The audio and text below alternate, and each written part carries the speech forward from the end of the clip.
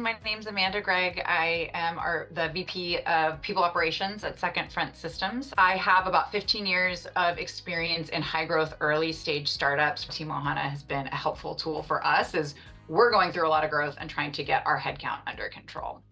Todd Sulzinger. I've been at Second Front as their Director of Financial Planning and Analysis since October of last year. When I first came on board, we built our first bottoms-up budget by department, headcount and expenses that we ended up uploading into TeamOhana. When I think about the way I've done it at other companies, you finish the budget and you hand off the approved list of new hires to the people ops team.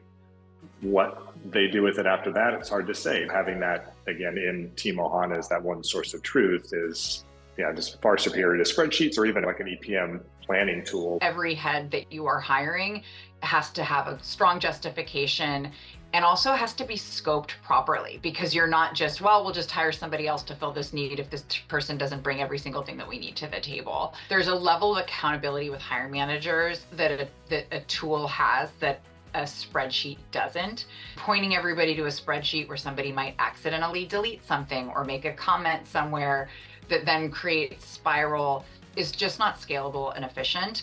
You might be on the phone with a manager that says, oh, let's push this one out, let's add this one back in, and just all the back and forth around all those different variables, deleting something, hitting undo, redo, and trying to capture any multitude of changes in a spreadsheet is just so difficult. I feel like you never get to the right answer. Anyone who is in talent acquisition on this call this will resonate. Is you're midway through a search, your top candidate is actually out of band, so we're going to change it from a level 3 to a level 4.